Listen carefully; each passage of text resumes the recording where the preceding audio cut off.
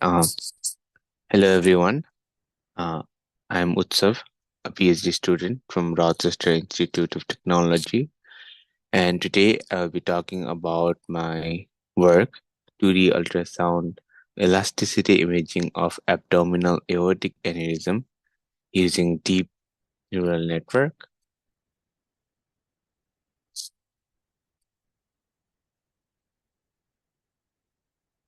Beginning with the introduction, ultrasound elasticity imaging is a non-invasive medical imaging technique to measure the stiffness of tissues in the body. We use ultrasound images to compute displacement fields and then infer the stiffness from the displacement field.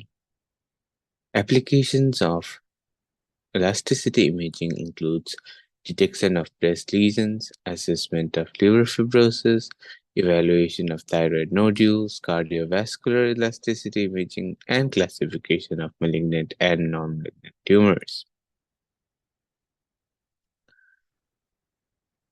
Abdominal aortic aneurysms, or AAA, is a medical condition characterized by the abnormal dilation or ballooning of the abdominal aorta. This can be life-threatening if they rupture, as they can lead to severe internal bleeding.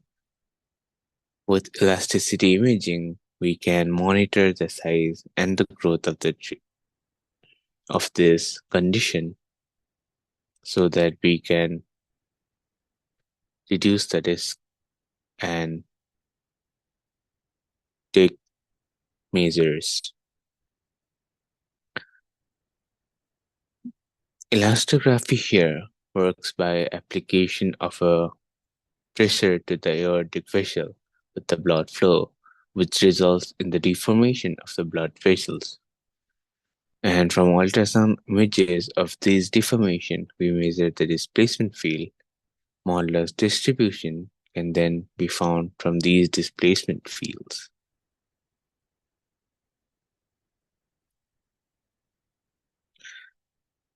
To find the modulus distribution from these displacement fields, this requires solving an inverse elasticity problem.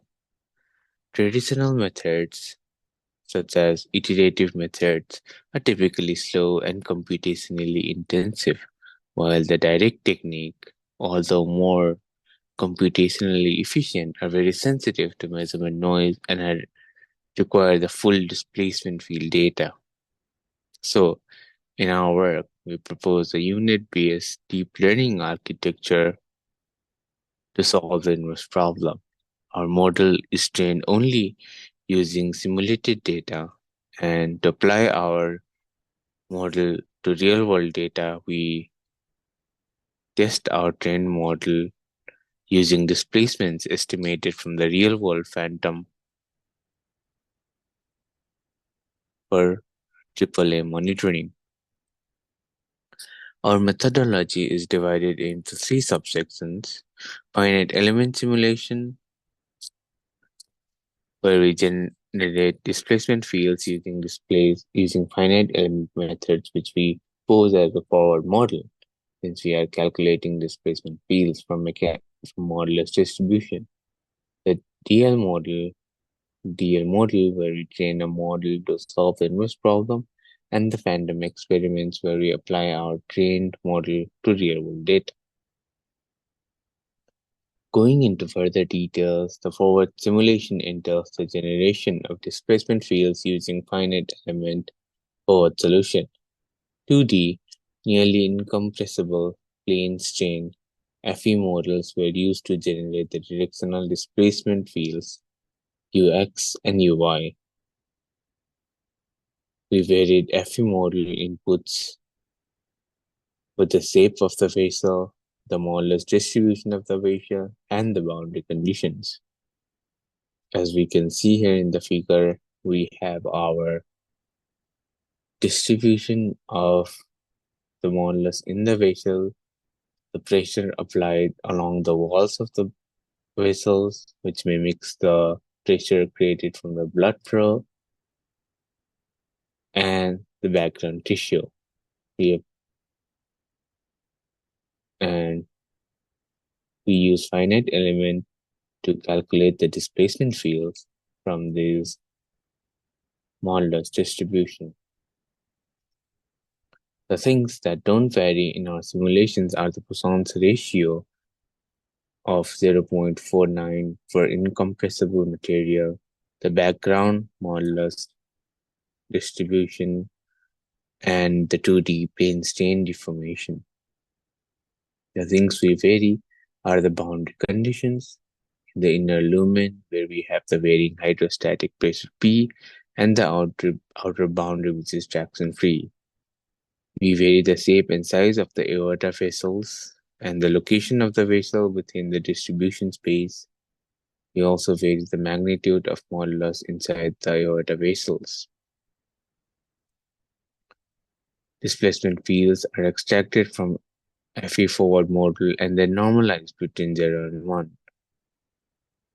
The dataset contains 10,000 training datasets along with the validation set and the test set. Moving on to our deep learning model, we use UNet, which inputs the lateral displacement and the axial displacement fields to predict a modulus. To make sure our prediction matches the ground truth value, we use the mean squared error as our loss function and optimize the unit network. Similarly, we have for the evaluation matrix the mean average percentage error, which measures the percentage error between our prediction and the ground truth values. Moving on, we also have 3D simulated data so that we can test our model performance. A central transverse slice of displacement data was acquired from 3D simulations of COMSOL with known modulus variations of the ventral wall of the aorta to create simulated US ultrasound images of deforming aorta with a point spread function approximating a curvilinear transducer. Displacements were tracked and accumulated from diastolic to systolic pressure via registration of the RF image sequences and a novel regularization.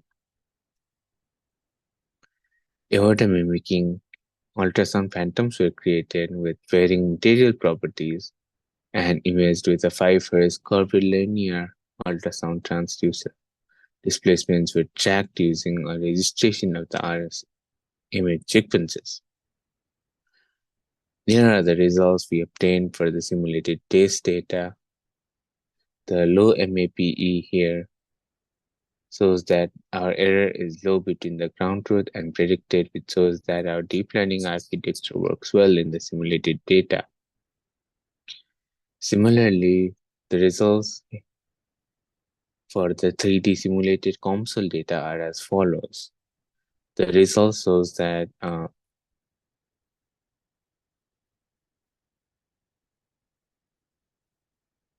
the deep learning model is working well for something which it hasn't seen, which is the 3D simulated COMSOL data. It seems to be working pretty well because the predicted modulus is within the range of the expected modulus. Similarly, these are our preliminary phantom data for which the results show that they are in the range of the expected model. These results demonstrate that the deep learning model trained on simulated data is able to generalize well to the phantom data due to transferable features thanks to the transferable features learned from simulated data. Hence, in conclusion, we presented a deep learning model to solve the inverse problem of finding the modulus distribution in elasticity and also evaluate its performance both quantitatively and qualitatively.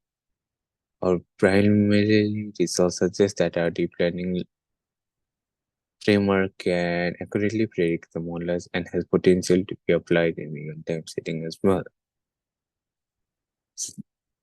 We have also aimed to do some future works with our deep learning model and the reconstruction techniques and the simulations.